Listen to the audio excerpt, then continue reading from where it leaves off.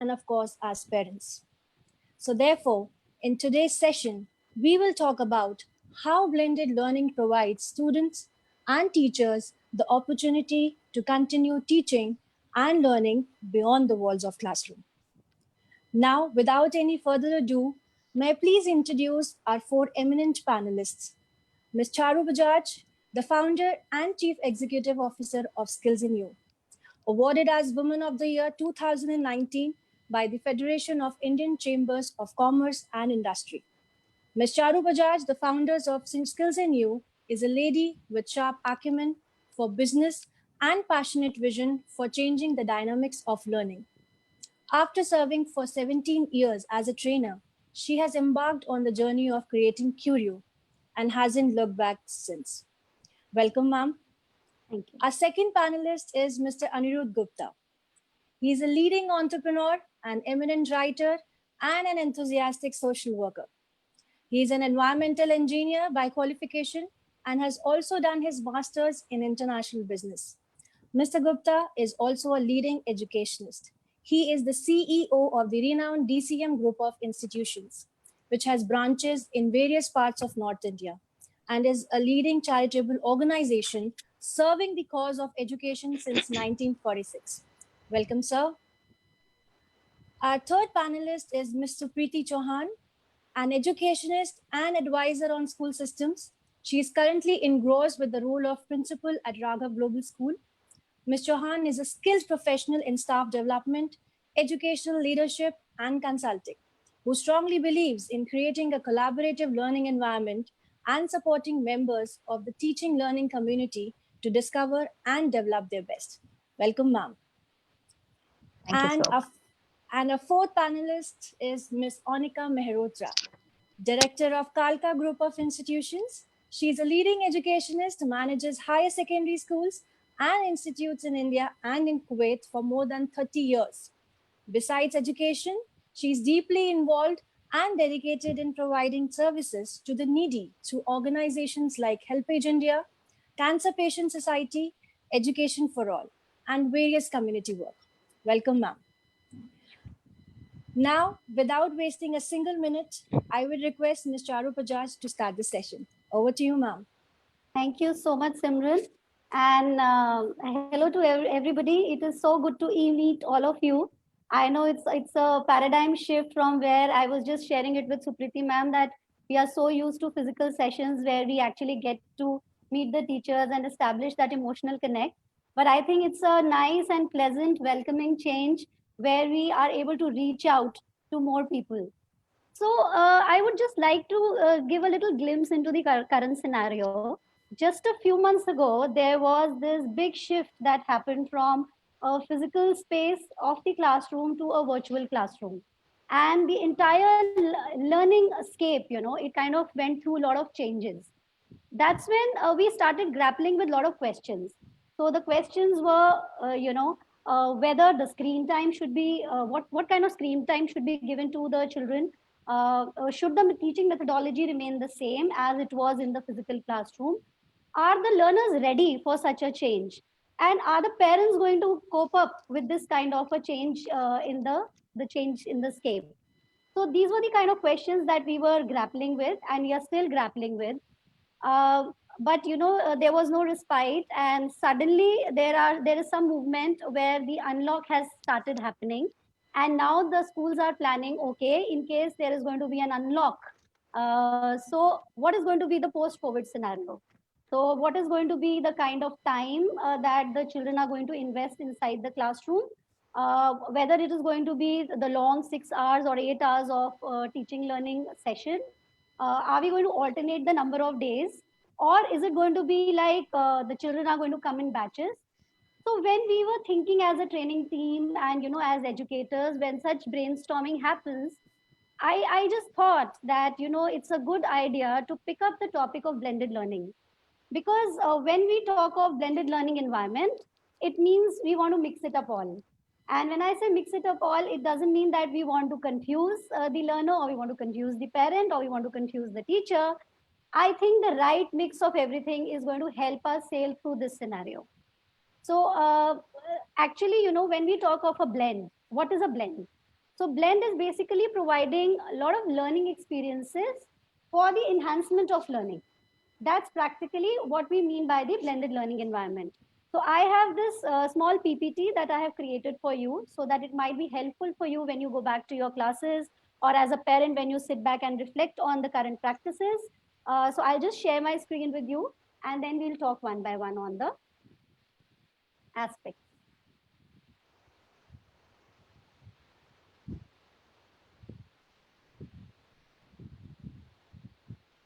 Perfect. So when we talk of blend, it is mixing it up all. So I'm going to take up one perspective each. So as a teacher, when I think of a blended learning environment, the first and foremost thing as a teacher I need to do is a plan. So when I say a plan, it means that when I'm planning up my lessons, what should I keep in mind?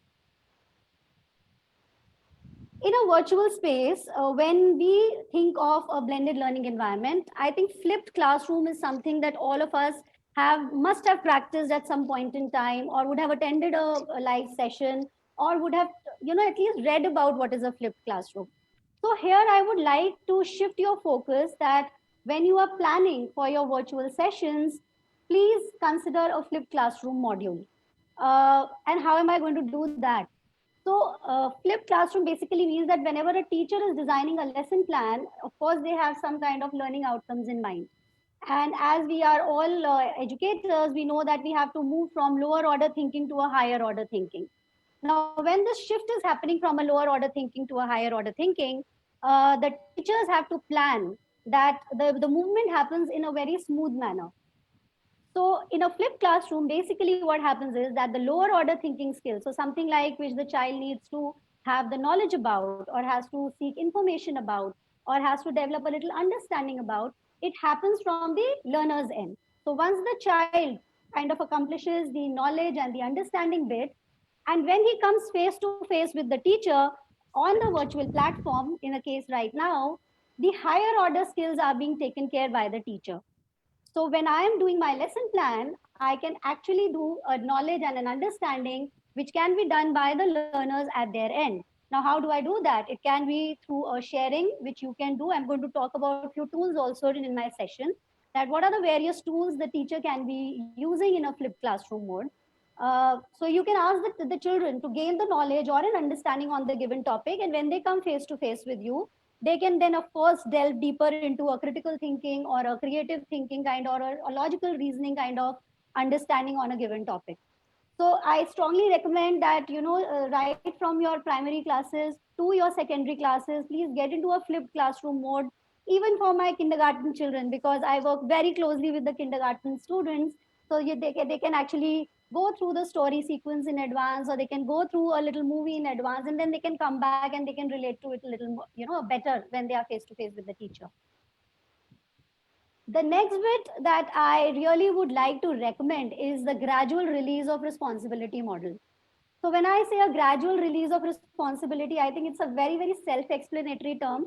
But somewhere, I have actually spoken with a lot of teachers, because when this shift happened, they were in a mess. They were frustrated because what was happening was they were trying to achieve the same learning outcomes, or they were trying to do the same activities online.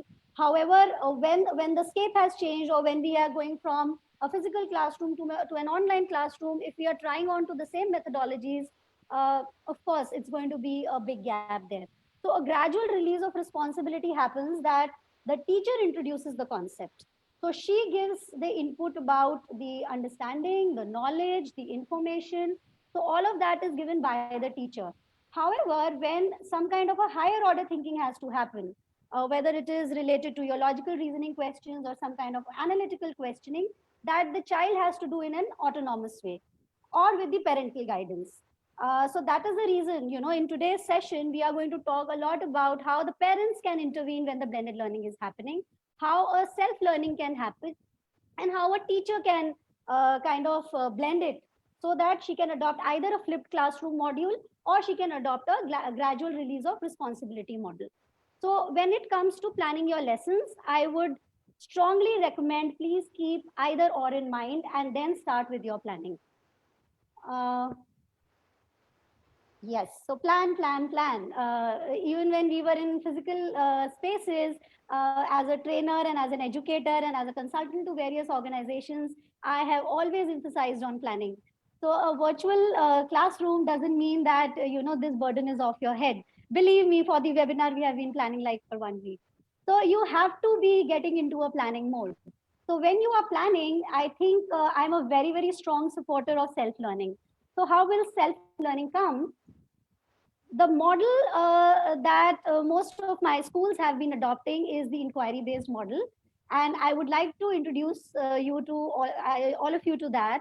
So it starts with the inquire, followed by exploration, and then establishing certain, consolidating certain facts, and then of course the expression of thought. So inquire, of course, is very, very critical because that's where the entire curiosity element lies. Why should I be learning this particular topic? We have faced a lot of issues regarding our kindergarten students, regarding our primary children, and of course, it goes right up till the 12th standard, that why should I be learning? So as a teacher, when you are instigating learning, please keep the curiosity factor in mind. As the session is going to proceed, I'm going to give you some online tools how you can foster curiosity in your learners. Then next comes the exploration. That's where the teacher and the children, they try to explore the topic together, and that's where the connections in the real life scenario start happening. Moving ahead is the establishment of facts, where actually whatever I have explored, I now try to consolidate the entire learning. And last but not the least is the expression. So expression is where the child tries to tell, okay, this is what I have learned, this is what I have understood. It also leads to a lot of informal and formative assessments. So I hope you can understand there is a difference. So formative assessment is that when the formation of learning is happening, how much the child has learned. An informal way can be in form of a comic strip, or it can be in form of some kind of a creative assignment, and much more. So this 4E, please keep in mind, because this should be your approach. I'm not saying it should be in the right order. I mean, as in the 4Es in this order, but since it's a cyclic process, it can vary. All right. So as I told you, there is a lot of importance to the online tools since we are now getting into a virtual space and we don't know. So post lockdown also, as I mentioned earlier, the scenario might be that the children are coming along with you or in groups, or it can still continue to be a lot of virtual learning as compared to the learning in the physical classroom. So the tools which you can use in the Inquire mode of learning is a Mentimeter or a Kahoot or a Padlet. We have tried it ourselves and researched on it. So you can actually explore these tools, and it is going to be really helpful to you when you are planning your lessons. The next stage, as I said, exploration.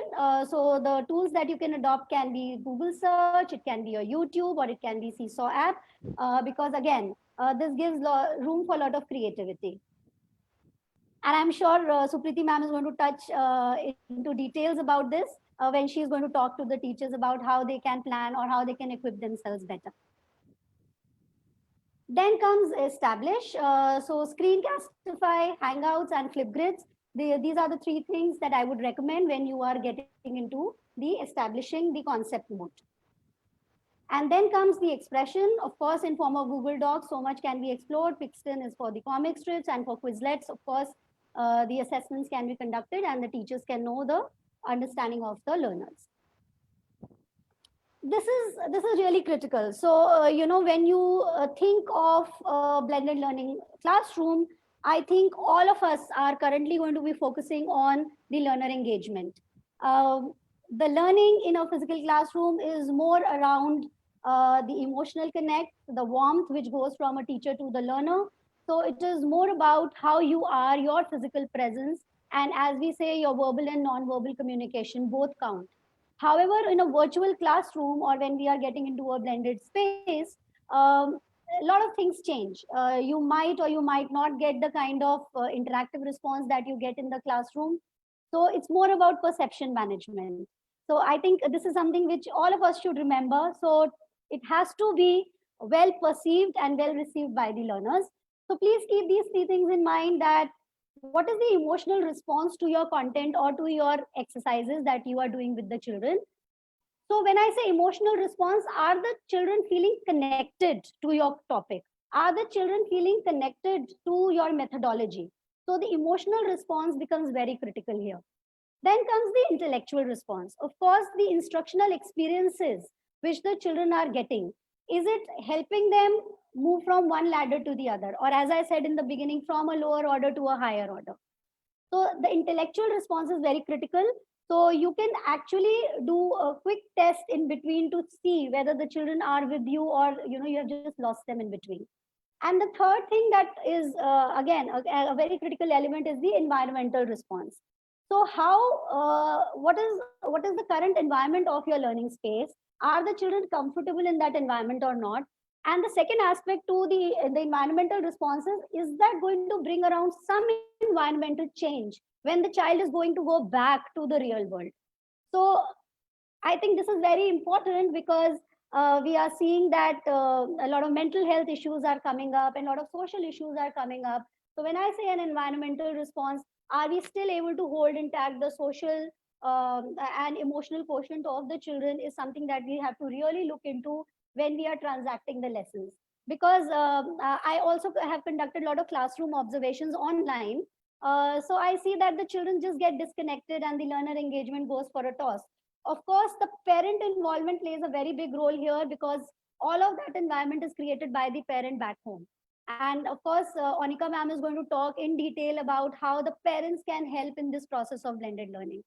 So these are the three responses that we have to keep in mind, and you should not lose your learners when you are doing a blended learning uh, program in your teaching. Yes. I would definitely like to close my discussion by saying school and home mentoring support is going to form the key to a blended learning environment. So when we are trying to seamlessly weave the content, the exercises, the activities, the assessments into this entire curriculum framework, I think these four elements are very, very critical, when if it has to be a student centered blended learning, if it has to be a teacher talk and teacher using all the tools, putting her planning in place, uh, but probably the transaction doesn't convey in the right spirit to the learners, then all of it loses its importance. So a student centered blended learning will involve a lot of teacher led instructions. Of course, there are going to be sessions. So when I say sessions, it means the teacher might give some e-publications or newspaper articles, or might recommend some podcast or a webinar for a child to listen to and learn before he comes for a face-to-face interaction. So the teacher-led instructions have to be mapped really well. Then, of course, the printed instruction, which will never lose its value. So you can refer to a book or a page number or a concept or reference books, etc., where the children can actually refer to the traditional study material. Then comes your computer mediated instruction, which is, as I have also stated, about a lot of apps and gamification consoles, where the children can actually go, they can explore the digital content, they can go on the online platforms, they can get into collaborative discussions, etc. So the computer mediated instructions can happen. And last but not the least, which is a very important part of our today's session, which Onika ma'am is going to elaborate upon, is the parental support. So the parental guidance in this entire process, because in the blended learning space, when the teacher gives an assignment or she gives a pre-read, it becomes very critical for a parent to follow it up, to see whether the child is on the right website, to guide them and to help them do some kind of reflections at home. The parent can also take a quick assessment in whatever capacity they can. So I think the parental guidance, or the experience which the parent creates at home, becomes very critical in a blended learning format. And my only request to all the educators and the parents right now who are watching us is that if we have to sail through the current scenario, uh, which by the way, according to me, is not a challenge but an opportunity, because we were always looking for enhancing the 21st century skills, but somewhere we're getting restricted by the boundaries of our classrooms. And now, whatever said and done, Mr. COVID has set us free. So we are all in different spaces. It's the time to explore. It's the time to learn. So as a parent, please adopt this change. As an educator, enhance your skills. And of course, the learners, they should work upon the 21st century skills, which Mr. Gupta is going to elaborate upon. Very, very critical, believe me or not, because we belong to the old school of thought. So if we have coped up with it beautifully, I must say, I think all my young learners should take this up as a challenge and should take this up as an opportunity and should enhance their skills, which is going to help them in future for sure.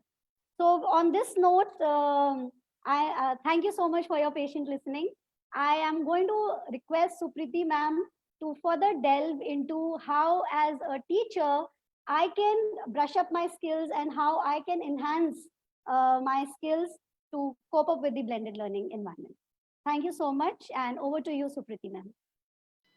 Thank you so much, Charu ma'am. It was a pleasure listening to you, and it kind of made me make a few notes, which is going to make me deviate from my actual notes. So I don't have any presentation to show as such. However, I will be speaking on what you just asked me to.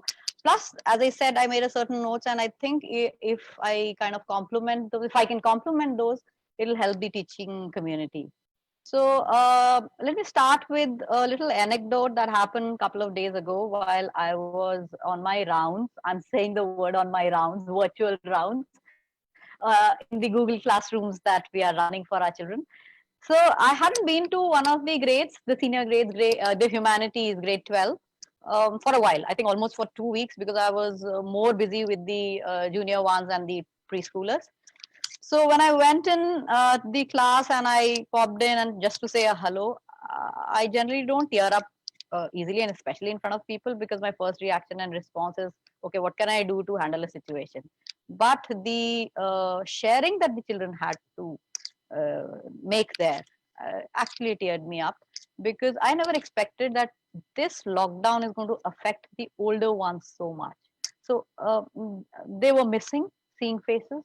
They were missing, I mean, they missed seeing me, of all the people. They were missing seeing and being in the same room as their teachers. All the teachers we had recently hired new PGTs, so everybody was new to them. So it just led me to think and introspect that if this can do to a senior child who's already, like, you can kind of train them better, what must be a little one going through, or the younger children? So if you keep all those things in your mind, and then when as an educator you try and prepare yourself, I think you would do a wonderful job of putting in everything that you have under the sun so that your children stay on board and sail with you, lockdown or no lockdown, right? So when you talked about the environmental response in your presentation, and you said how the little ones or the children are going to reconnect with the real world after almost a lockdown of 3 months, and by the time they come back, it will be another couple of months. So I'm assuming, if at all, it will be September, if at all. So what is it that teachers can do? I will come to the blended learning part a little later. So my suggestion is, if you're already doing online classes or remote classes, start giving them a semblance of a real classroom, which means you have to prepare well for that, which means the exact chat or the conversations that you've had or you used to do in a real classroom setup, try and do the same. So it could be as simple as, show me your nails. Did you brush your teeth properly?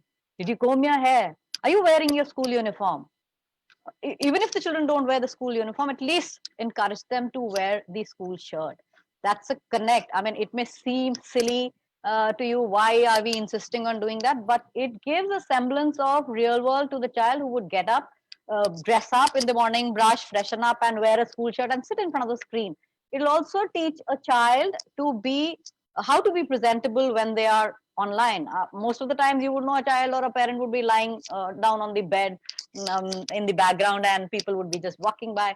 All that also has to be taught. So and who's going to teach all this? Educators, us teachers. So first you need to retrain yourself. What is it that I'm going to do to give a semblance of real life classroom, since our children are already used to it. Had it been a first timer who's never been to a school, probably they may not feel it as much to begin with. But somebody who's even had a first hand experience of being face to face with the teacher, it's important that the teacher tries and brings in those routines.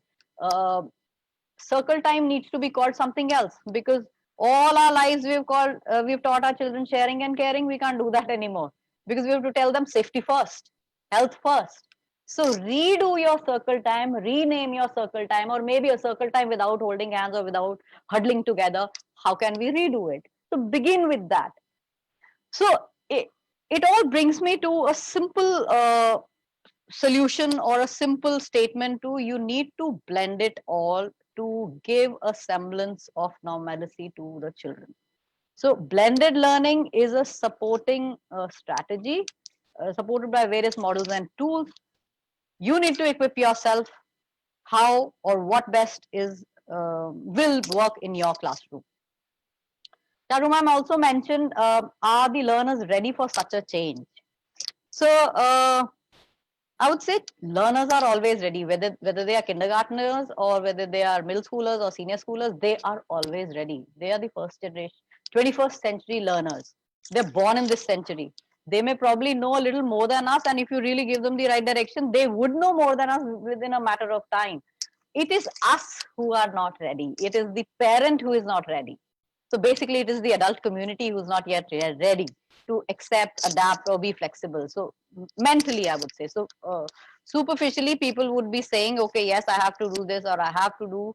However, are we mentally really tuned into what our learners want, and are they ready? So keeping this fact in mind, that my child is always ready, it is I who have to be ready. You are going to equip yourself with everything under the sun that helps you make a blended learning teacher. So I would say we said that Charu ma'am said that she showed us various tools that can be used in your classroom.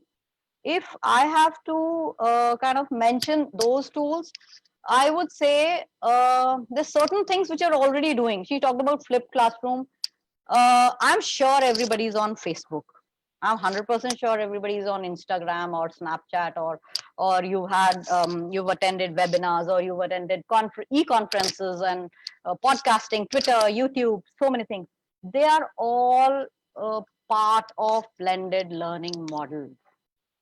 Now, depending on the age group that you're dealing, even if you're dealing a kindergartner, and I'm specifically time and again mentioning kindergartner because I kind of assume that it is more for the kindergartners, but then of course, if it is for the kindergartner, it can work very well for everybody else, other age groups as well.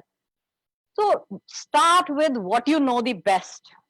So even if you are not very familiar with flipped classroom, learn it through. However, you are familiar with Facebook, you are familiar with Instagram, you are familiar with YouTube and so many other platforms. Try and think of ways how you can use these platforms in incorporating your lesson plans when you're trying to teach and learn with their child online. They all help, and there are certain teachers and certain schools which are already doing it. It is just a matter of time that you need to incorporate it into your lesson plan. The question arises, how can we do that? Now, if I have to tell you everything, that will be like spoon feeding. And I feel the best way to learn swimming is just push somebody in the pool. They learn within few seconds because it's survival of the fittest. So instead of me telling you how, my suggestion is these platforms are already, you are already familiar with these platforms. Now think of ways how you can incorporate for your little ones, for your children. You can. And if you, even if you, after this also you can't figure out, I'm there to help you anytime. I'll support you and tell you how to go about it. Follow people who are already using it. If you Googled or if you found them out on Facebook or all of these platforms, there are already teachers, Indian teachers who are already using it. Forget about the world. The world is already using it. It is just us who has to kind of catch up with rest of the world. So coming back to the unlock or the when the school resumes, I know this is what I have planned for, and I know of certain friends of mine, principal friends, who are also on the same line of thought, that it is going to be, especially for the little ones, at least till primary, and you may also have seen it in the news, that if the government opens the school, it will be from 8 upwards. So what are you going to do with the children, which will form the majority chunk of your school? So how are you going to teach them? That's where the blended learning comes in.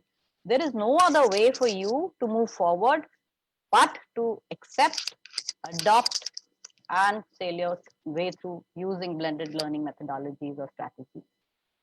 So whether just like the way we plan our annual planner for the school, where you have your annual academic progression and you have activity progression, you have to now, and this every teacher has to do, not just school basic planners. Every teacher has to replan her academic and activity planner, keeping safety number one paramount, because whatever you would be teaching, the little one absorbs it like a sponge. So whatever you would be saying should actually reiterate the fact how to stay safe. So at no point you would be bringing in, even if you're teaching value education, then okay, share your tiffin or share your this or share, because once they do come back, you don't want them. You still want to stay safe till the time there's a vaccine around. So do not do anything that you've been doing so far. Rethink your curriculum, rethink how you teach them, replan your planners. And when you're planning your planners, have the blended learning modules in it. I don't think there'll be a face-to-face interaction. So in that case, how are you going to supplement it with further learning materials? In the senior wing, we have already planned what are going to be our asynchronous platforms or the synchronous meeting platforms. So we know how many times in a week we are going to meet, or how many times, most of the times we'll be online only. So what I'll share what we are planning to do with our kindergartners. Maybe we'll have a weekly session with the parent face to face, that too by invite 5 at a time, where they can come in with their child and sit through for as long as they want to, because that day belongs to them. So maybe 5 people in a day, maybe a couple of hours, where they have their questions and everything, they can sort it out with the teacher. Rest of the 5 working days, they'll be at home teaching their children together with the teacher.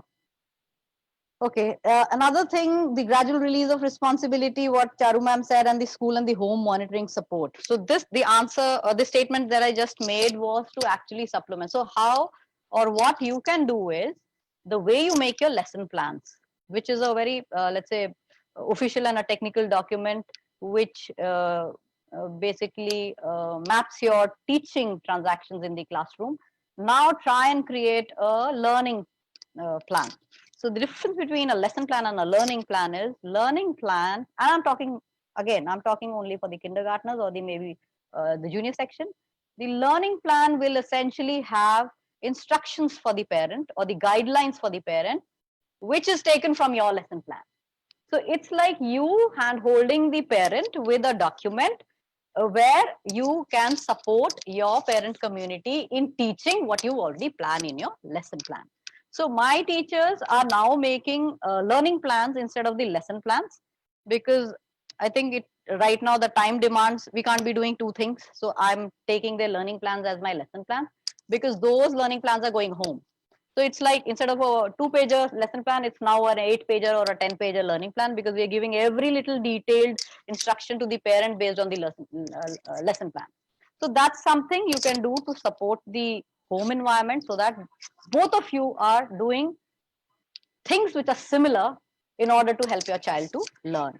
Otherwise, what may happen is that you could be teaching in one way and the parent is going to do it the other way, and the child is going to feel more confused, because as it is, the child has got zero emotional support from anywhere, because the mother is and the father is busy at home doing their own chores, no friend circle.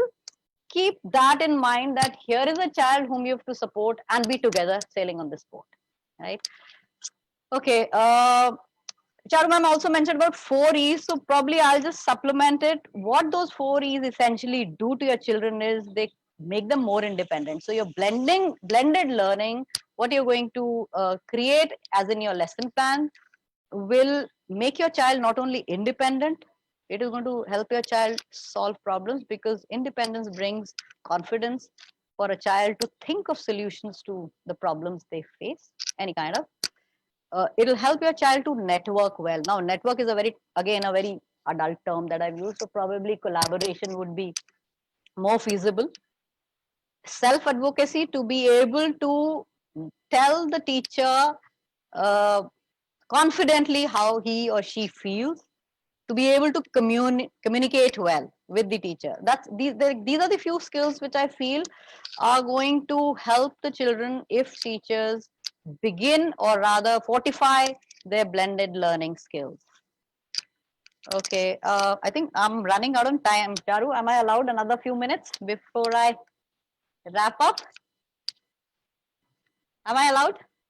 Of course, Supriti, because I Okay. think we are all gaining a lot out of your Okay, discussion. okay, okay. Great. So, challenges, you see, a lot of questions that are going to pop up in the chat box here is, how do we do it? Parents don't listen. The child is too small. The screen time, they have very little, let's say, attention span. How are we going to do it? We can't teach them online. So the end statement is, we can't do it. It's not doable. It's not comfortable. So my response to this is, it is not comfortable. Yes, I agree. It is not comfortable to begin with, because you are learning. You are an adult. You already have a preset, let's say, notions and preset ideas and ways of doing things. That is why it is uncomfortable. It will be an overload of work again to begin with. Once you've had the hang of it, it will be like a sail through.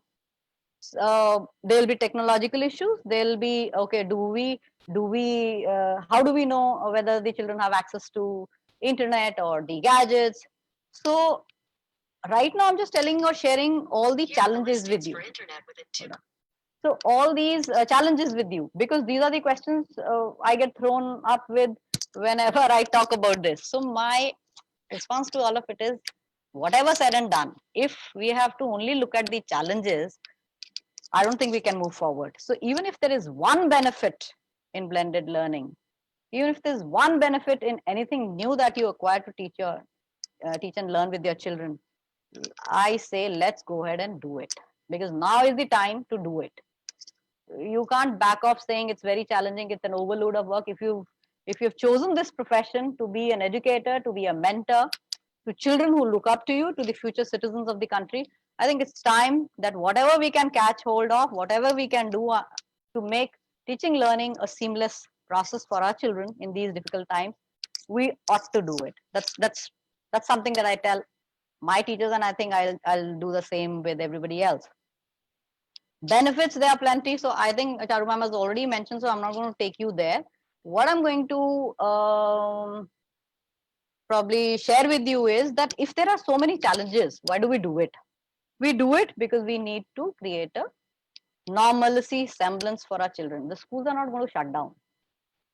The teachers who adapt this the sooner are going to stay with the schools, the new age schools.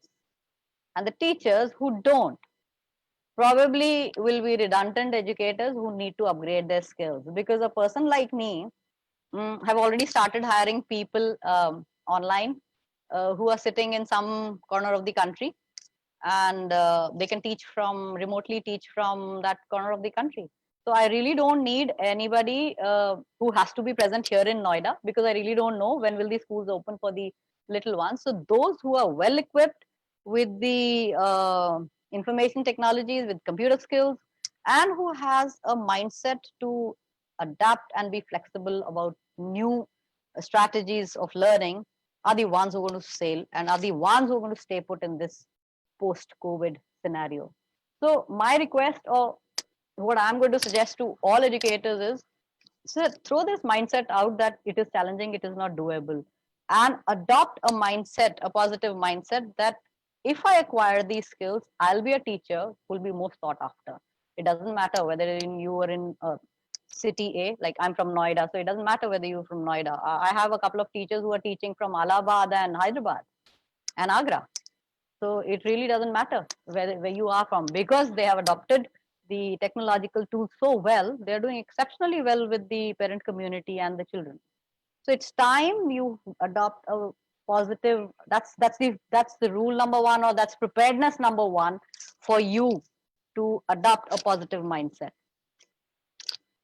Second, research and find out the most suitable tools in context to your classroom scenario, for which you as a teacher, as a class teacher, and your school, they have to draw or maybe create a form which you have to send it to your parent to understand how many of your parents are working parents, both the parents, how many of smartphones are there at home, or a laptop, or what is the internet connectivity.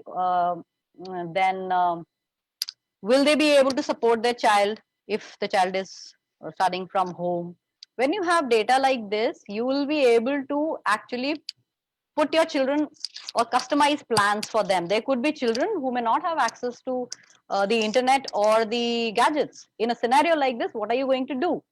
And how will you know it? The first step is find out everything about your children and the parents, so that you can plan their classes accordingly, right? And as I said, the tools. What are the kind of blended learning tools, or which model of blended learning are you going to use? Whether it is going to be flipped classroom, whether it is going to be station rotation, or whether it's going to be asynchronous, or how many times in a week is it synchrony? So you need to decide those tools, as I said, depending on your environment and your background and where your school is. So what may suit me may not suit you. So figure out those, whether a podcast would. So when I said, maybe let's say if a child only has an analog phone and doesn't have a smartphone, what are you going to do? How are you going to help the child?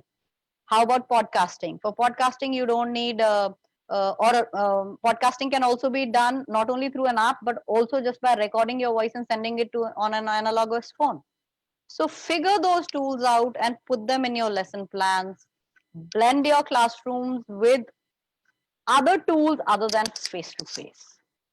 So that's the research you have to do. Nobody else can do it for you. Have a plan A and plan B. Not everything or every time it would work. So what if this is your plan A and it works well for everybody, fantastic.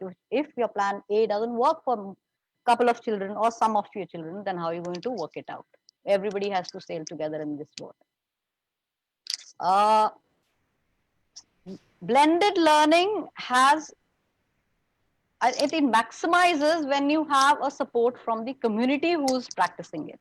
So it is very important for you to have a collaborative community where you can, as an educator, go back and forth, post questions. So Curio that way is a very good platform where teachers, when they're doing something, when they do something good, then also they post, so that others can share and learn, or maybe improvise it to do even better. And when they get stuck at certain place, then also they post, because somebody would have had the solution which would work well for us also. So just like Curio platform, there are other national and international teacher platforms for different age groups of children, teacher teaching different age groups of children. So try and be in that community and try and learn from them, because it is very important that when we talk about blended learning, it is part of online teaching learning process. So how about you getting involved with a community which is present online to support each other, right? So it is important to support each other and seek feedback.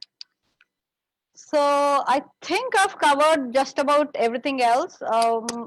If there's anything I need to address, you can let me know. I think I would like to end that. Winston Churchill very famously said after World War II, when the first UN meeting was happening, that never let any crisis go waste. So this is a crisis that we all have faced, are still facing. So why do we want to let it go waste? Now is the time to come together as responsible educators or mentors and do what is best for our children. So if the question or the webinar topic was, is blended learning a challenge or an opportunity? So if you look at this adage of never let a crisis go waste, I would say it's an opportunity for all of us to learn and sail together. Thank you, everyone. Thank you so much, Supriti ma'am, for a wonderful session. I think there is so much to learn from what you have said. So a big shift from creating the lesson plans to learning plans. Also, you know, your guidance around dive into the waters and see how far you can swim. So I think as teachers, as educators, it becomes our responsibility to get into our own personal research and to find out and to survey about, what is the need of the hour, what is the need of our parents, and how we can all sail through this. And of course, so flip it and make it an opportunity and let this not go waste. So Absolutely. thank you so much for being with us. And I'm now going to introduce Mr. Anirudh Gupta. Sir, is sir there, Simran? Yes, ma'am, he's there. Okay. Now, Mr. Anirudh Gupta is on board with us. Okay. Welcome, sir, to the session. Thank you. However, I am still, yeah. Welcome, sir. Thank you, So Charu. we were so looking forward to hear from you about how you want the blended learning environment to help all our learners and teachers to enhance their 21st century skills. Because I think all of us have to understand that there lies an opportunity in every challenge. So the challenge that we are facing right now, we have to just make it into an opportunity and enhance all our skills. So, and you being a mentor to a huge group of institutions and mentoring so many teachers would definitely please throw some light on the skills that we should be enhancing in the COVID times. Thank you, sir. Good afternoon, all of you. Thank you, Charu. I think your panel was a little gender biased, all women panel. So it's important for me to, contribute my metal. So, Charu spoke about the blended model of learning, and Ms. Chauhan, gave her wonderful insights into what is blended learning all about, what kind of tools we can use, and how we can amplify learning using this model. So blended learning is not a new concept. I tell you, it's been in vogue for last several years, especially in developed countries. Though India is one of the largest educational system in the world, we are almost almost 100 billion USD worth. However, blended learning has not been very so popular in India till now. But I think with this COVID times, everybody has started talking about it. So I just like to explain this blended learning in a very simple manner. I'm not an academician, but what I feel it has to be and how it can be. So, we all know blended learning is a model that combines traditional chalk and talk and what we also call face to face with online educational resources. So most of the schools, most of the teachers, what they have been doing, before this onset of COVID or before this lockdown was imposed, it was basically chalk and talk. Most of the times, I think most of the schools, most of the college universities, we were, all resorting to face and chalk and talk. And now, since there is a lockdown, so everybody has gone into a virtual mode, and the education being imparted these days is mostly online. However, when the schools resume, uh, though there is no clarity on that, till now, but whenever in August or September, whenever the schools resume, what kind of, education has to be? Do we totally go back to the chalk and talk or face to face, what we have been doing, most of us, we've been doing in India? Or we do, a mix of both chalk and talk, face to face, and the online or the virtual education, what we are doing now. And that is what we understand from the blended learning. So it's basically, I'll say old wine in a new bottle. It's a very conscious concoction of desirable elements of both these models, face to face as well as, online model. So the spirit of this blended approach lies in very thoughtful selection, complementation, and rigorous implementation of approaches. It's not that something which you can, just apply as it is, very randomly. It has to be done very carefully. Fine. So schools might go for 50-50. I mean, it all depends on whatever the instructions are from MHRD, whether we have 50% of face to face and 50% of online. So this thing will evolve subsequently, as and when we have more clarity. So like, I'll be primarily talking about, how this blended model of learning, which eventually all of us will get into, uh, and when the schools reopen, how it will help us in, acquiring and enhancing the 21st century skills. So, blended F2F and online learning provides, ample opportunity for the students to understand the concepts thoroughly and reach the high level of Bloom's taxonomy, like, analysis, application, and creation.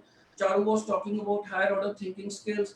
So, with traditional learning, students were stuck at a level of just remembering, you know. Uh, Remembering the things or maximum were touching only the understanding level. Uh, but with this blended model of learning, I think, at least 60% of the students in the class can reach that higher levels of Bloom's taxonomy.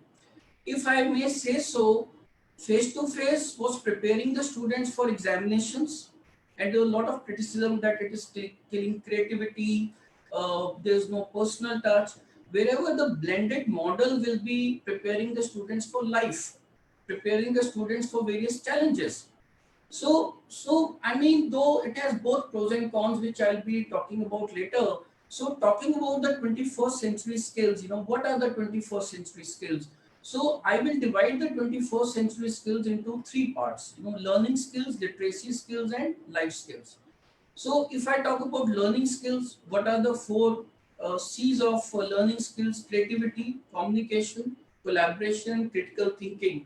So how blended model of learning will eventually help all the students, both teacher and taught, in enhancing these 21st century learning skills, which are, so very important for, the our education system.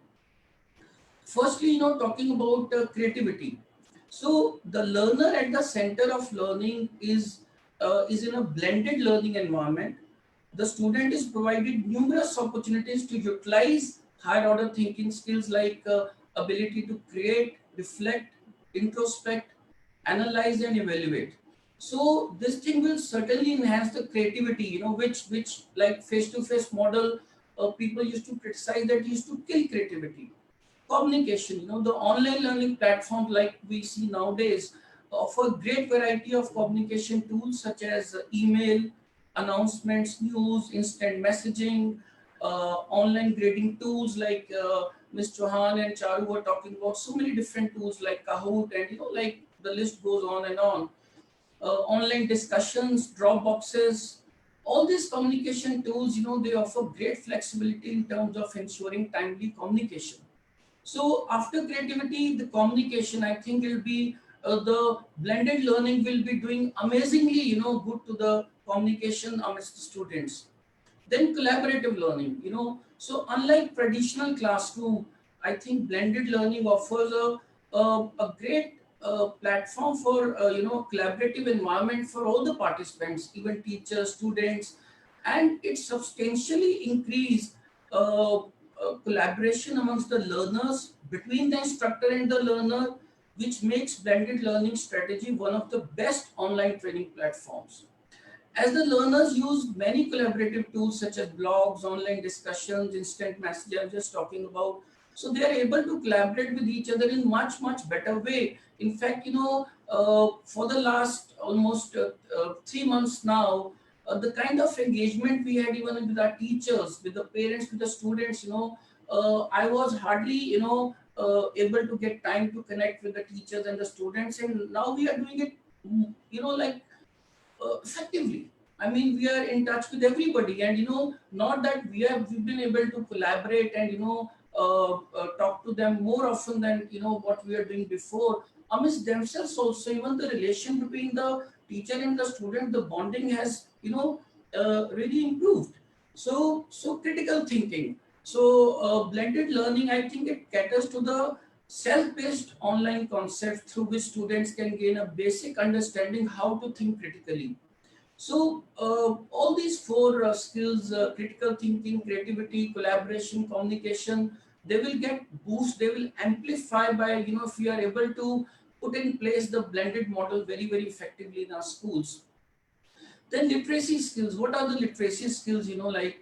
Like information literacy, media literacy, technology literacy, financial literacy. So all these, like literacy skills, I think, again, if I'm reiterating that, it will help the students to understand this literacy skills much better than the traditional face-to-face or chalk and talk method.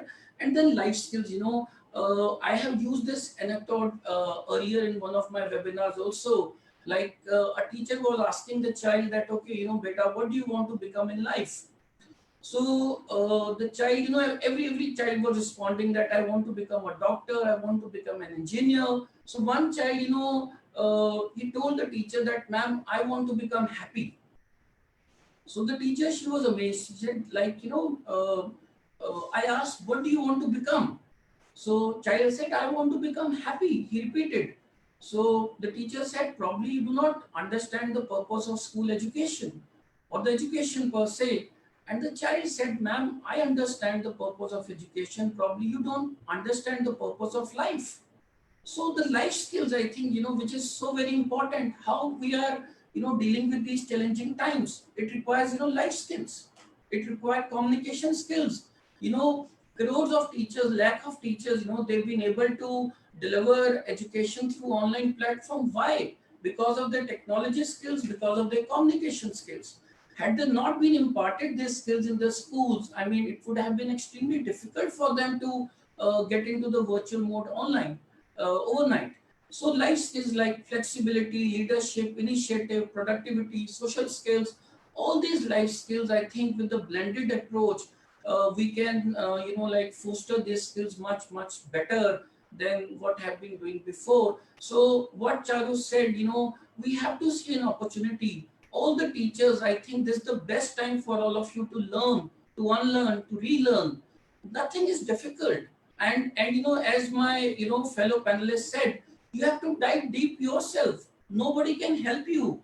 All these webinars, all these mentors, we can only facilitate. Fine. So ultimately, all of you have to understand that, how can you absorb this latest coinage and how you can, very beautifully, incorporate and implement it in your, learning, in your pedagogies. Fine. So, the blended model, I'll say, is very, very effective. It makes education more accessible. Students, they can keep pace with their times as per their own skills and abilities. It is more engaging, so there are a lot of benefits of blended learning. That is why everybody is, suddenly talking about blended learning. Though, I mean, there are some, as we say, technology is a double-edged weapon. So there is a flip side also,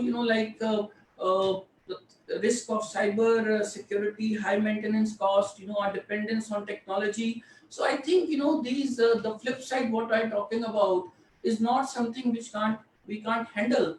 So let's all make, technology our slave. Let's not become slave of technology. Let's understand that, blended learning is not just a coinage or a theoretical concept. It's need of the hour. Many schools were caught off guard. They were not ready to get into the virtual mode of learning when suddenly this lockdown was imposed. Some of the teachers, who were IT shy, who had not, delivered video lectures ever, who had not delivered, any kind of, online classes ever. So they took some time. They struggled initially. So what happened, in the end of March when the lockdown was imposed? Let it not happen again when the schools they reopen, the schools resume. Let's all prepare. Let's all, understand that, how the education has to be. And, for all my teachers, who are listening to me today, I often tell them that, if you teach your children the way you taught them yesterday, you will be robbing them of their tomorrow. So this is a digital generation. We can't teach them, we can't make them learn, the way it has been happening before. We are digital immigrants, but they are digital natives. So we have to handle them, we have to go about the entire concept of learning in an altogether different manner. And whatever you might call it, blended learning or a hybrid learning, and Charu talk about flip model of learning. There are 7 such models, and I was going through, there's a a la carte model, there is a flip model, there's so many models. it all depends, what kind of a, area you are into it, what kind of facilities do you have, what kind of tools do you have, what kind of training you have been imparted. So yours might be a, small school or a big school, it might be a rural hinterland, or it might be in a metro. So I think, we can all adapt to this blended model in one or the another way, and it's a beautiful, beautiful learning model. We all must, understand it, absorb it, and whenever the schools reopen, we must start with the blended model. And I don't think we'll be able to afford to go back to the traditional F2F or a chalk and talk method ever again. So this is what, you might call it a concoction, or whatever, name, or a, nomenclature you might give it, but I think we can't survive without it.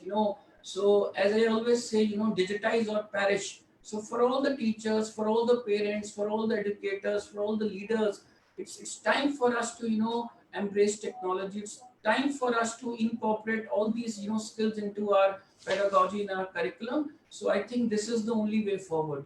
So thank you, Charu, and I hope, it made some sense, and I hope all the teachers out there, they start, understanding the blended model of learning much better than they have done it before. Thank you, Charu. Thank you so much, sir. It was indeed really helpful, the concoction that you have created for us, helping us understand the importance of the life skills and creating happy classroom for happy children.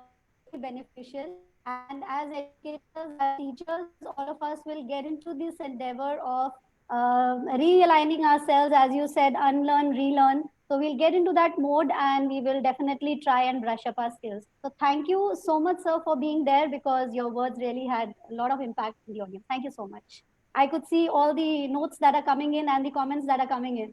So thanks a lot. All right.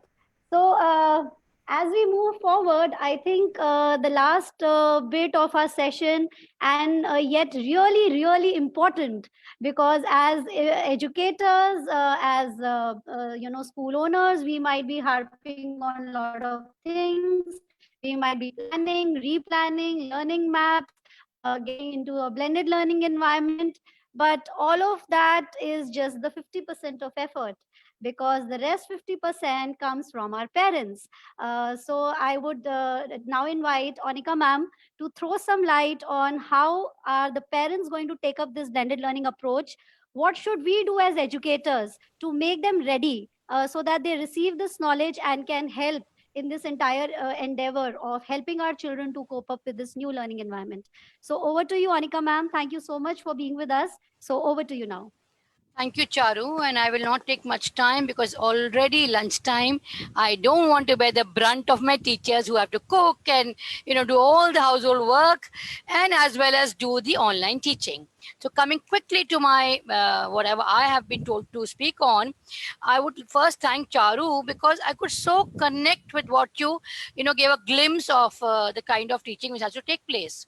Having said that, what Supriti ma'am said, that was again something which I could very clearly visualize as a mentor or administrator.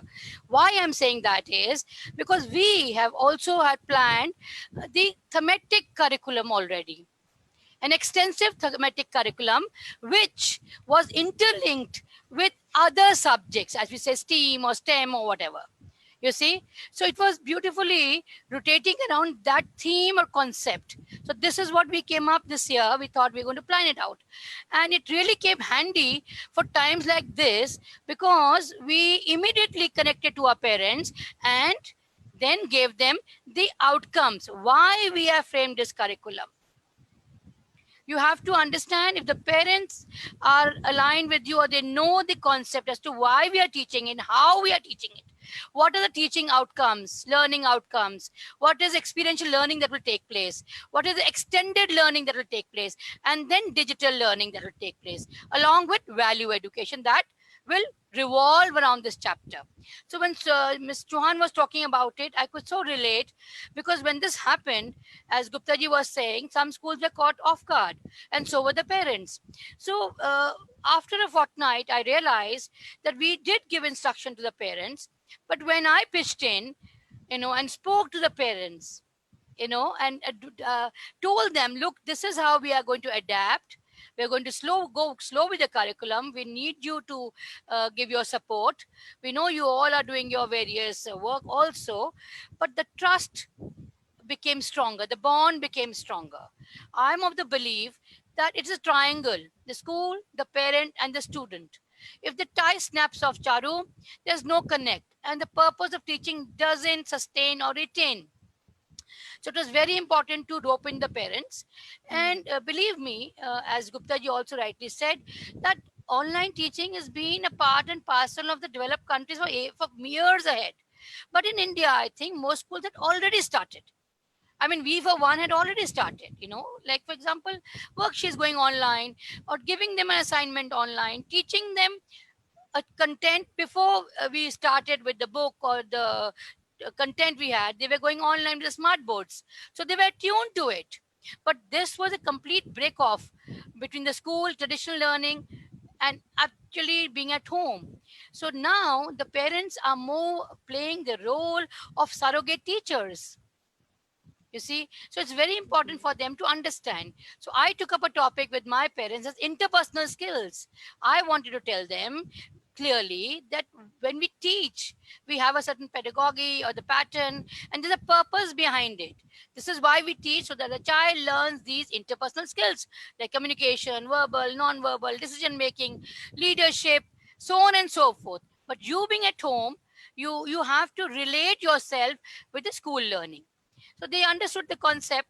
And along with having a session with the parents of interpersonal skills, I also roped in, Charu, a psychiatrist, a psychologist. Okay. So she interacted with them, the kind of stress, anxiety, and the question that pour into us. So we had a session with the psychiatrist. The parents were also very comfortable, understanding. That's a simple way of easing them out. Not only that, one offbeat thing that I had with a parent was a beauty seminar, say a webinar. I roped in a beautician, and I told the mothers to join in, that you at this day, as Miss Chauhan was saying, that, we don't dress up, and, we don't feel like, having the atmosphere, oh, we are going for work. For example, I dress up, like I have a flower pot up and all done up to be a regular, normal, new normal. So I roped in the mothers that why don't you brush up your simple techniques of face cleaning or something. And they were so happy to be connected with the school along with the academics. So these were few things I did personally, and it really worked and helped the teachers also to settle down with the children. But yes, so the parents, I have certain specific pointers, which I'll just show you to the slides. Like I would like to tell them that let's consolidate learning. By that, I mean that, primarily the students feel that learning is to retain information. Yes, that's the first step. But effective learning, I feel, requires the students to retrieve the information frequently, and that's how the new meaning of education takes place. So as parents, you need to consolidate, allow them to learn, you interpret and ask them, so that their attention and the relearning takes place to them, and the learning becomes more cemented. That's one way of the parents who sit in with the child and sit how the things they will organize. Then I feel, prioritizing opportunities to engage active learning. Like we in school, of course, had discussion, writing, productive art, and debates. So how are they going to do? We have to remove them from the rote note learning to active learning. So parents can also do that in a way of a discussion with the children, or maybe telling them to write a topic which they think is close to their heart. So the feelings come out, and the children are able to relate themselves, and so does the parent relate academics with the child and feels connected to the school. I also feel we need to encourage productive struggle. Very often we feel that we giving a difficult assignment to the child, and then the child might not learn, or the child might feel uh, sad that he's not able to do. But nevertheless, we need to give them that opportunity to have creativity, to come up with critical thinking, research. And then there's no harm on the parent, as a parent, if you praise them into whatever efforts has been put in by the child. Let's not be scared the child may not be able to attempt and he might feel dejected. But we as parents need to always appreciate the little effort that the children are doing from their side. And that is why I tell them, don't teach, help them to understand. There are various ways that you can sit with them, and you learn alongside with them. At times, there are topics which I might not know. We as parents should also do a little bit of research and make the child understand, because ultimately we need to understand the why behind the teaching practices. That will make the parents more creative and meaningful and effective at home learning, if we allow them to understand the why behind the teaching practices. So when I say don't teach, help them to understand, that is how the parents will sit, go to the content of what kind of the content the school has given them through online, the homework, the assignments the teachers school's been sending. So you should ensure that the child finishes his work. At times you say, okay, it's online learning, kar lenge, there is enough time. No, I think the parent should ensure that the work is completed. We all understand that they also are doing work from home. The mothers are busy with their whatever work they do, but their time management and the shift of attention now also should be on the child. As I said, they are playing the role of surrogate teachers. So ensure that the work is complete, and also help the children to check messages and communicate with the school. We as teachers or educators send the WhatsApp messages or online or mails, must sit down with the child and go through the mail and the message that the school is sending. Only then I feel the parent can feel the connect. I'm repeating the word connect because yes, as Ms. Chauhan and Charu, you also said that we are missing the warmth of the regular teaching and traditional teaching. So if we are connected with messages and communicate with each other, we feel that yes, we are surrounded by our teachers and the school is there with us to sort out or help us with any sort of problems or queries or questions that they have, for the school. One more thing I feel important is to learn to identify the barriers. In a school, a teacher has 30, 35 in a class.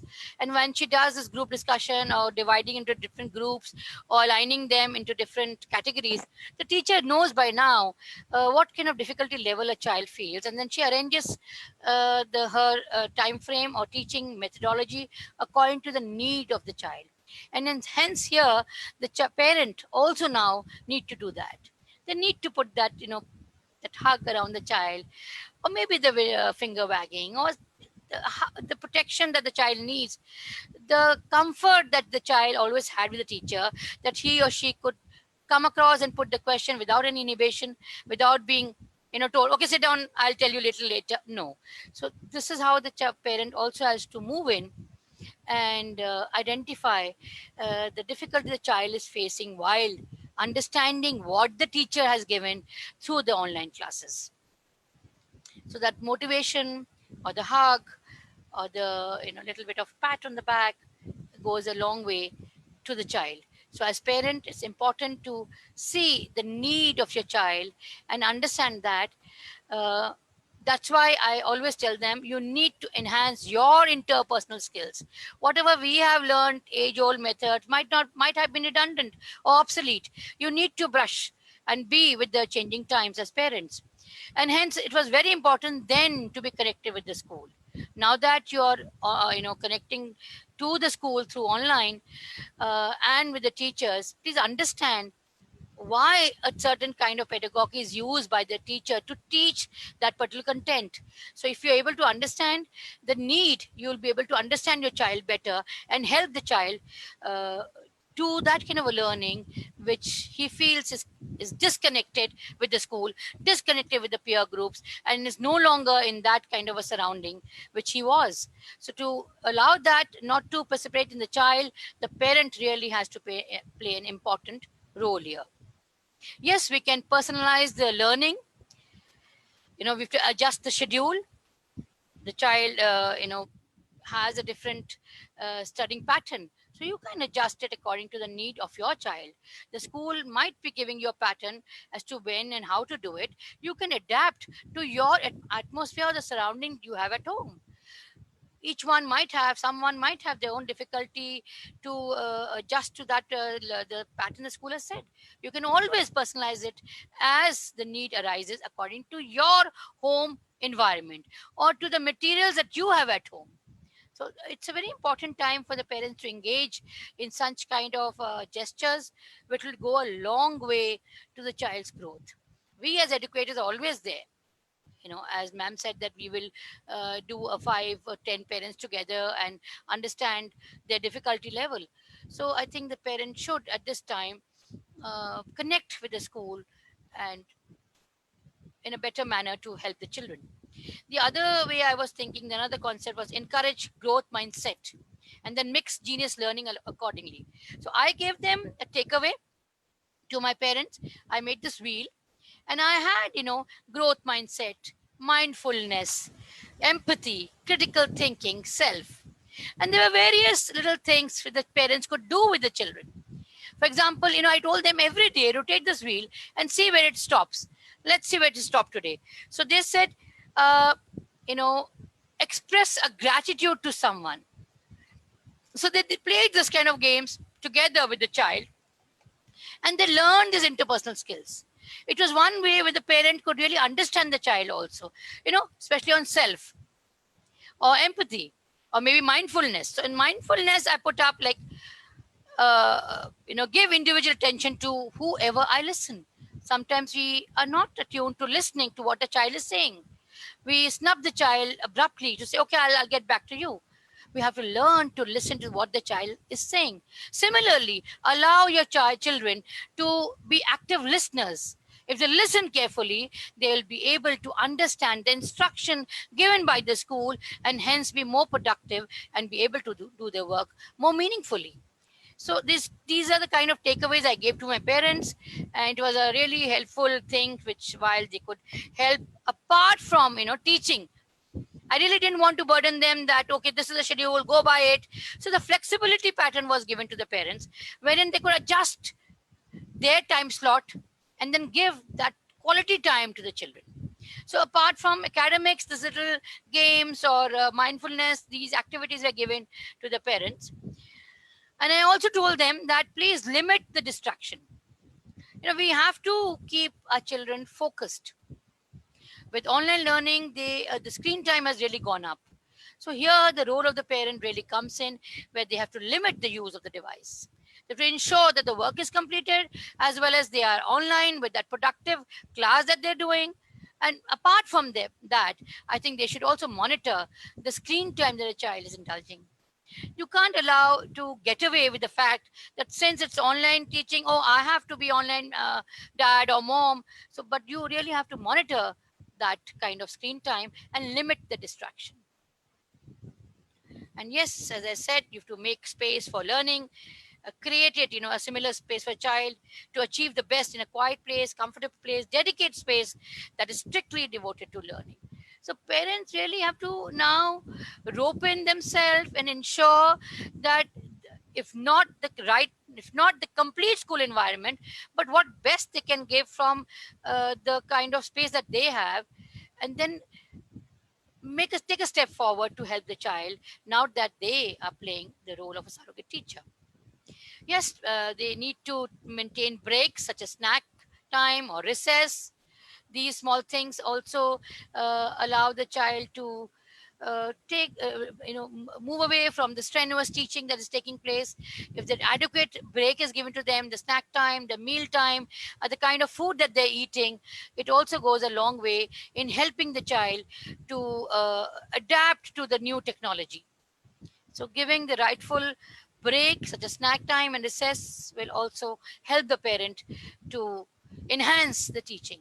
Well, this will be the new normal, as rightly said. Schools, we don't know really when they're going to open, September, August. We can't keep hand in hand sitting and sulking about it.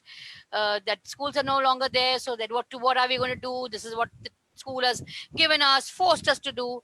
If that is the mindset, it will never help your child.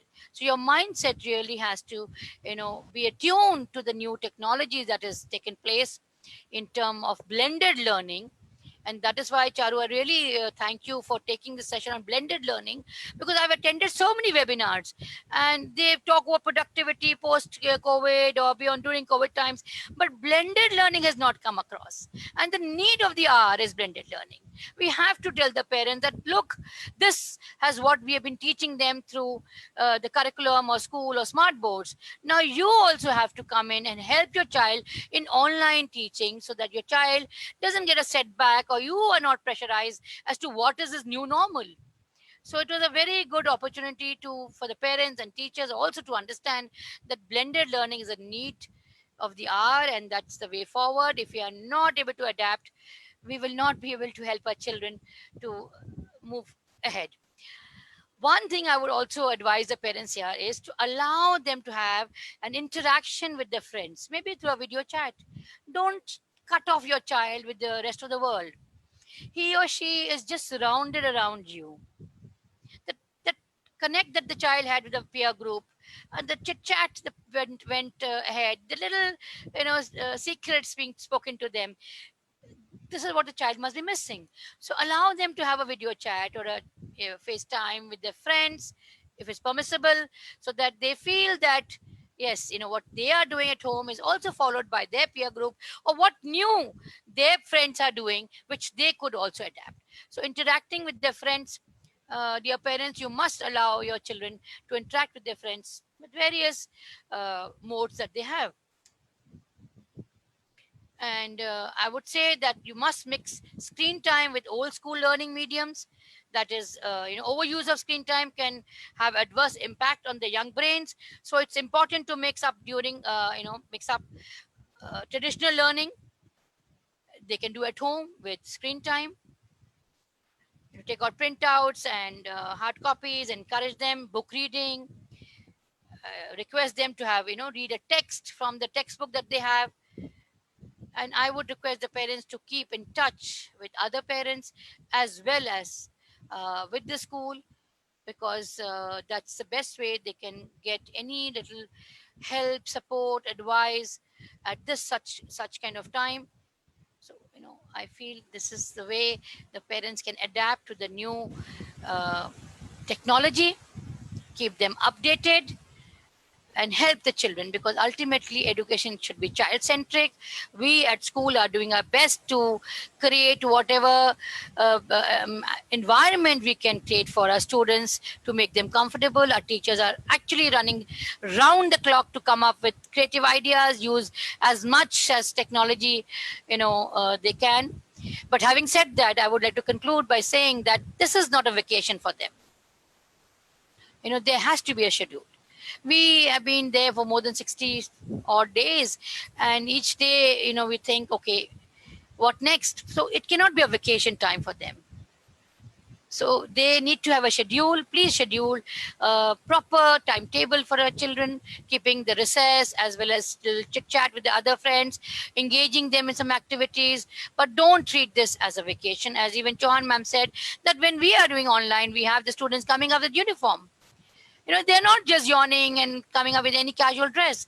So the connect and the impact that they are with the school as well as the parents, it is important for them to have a schedule.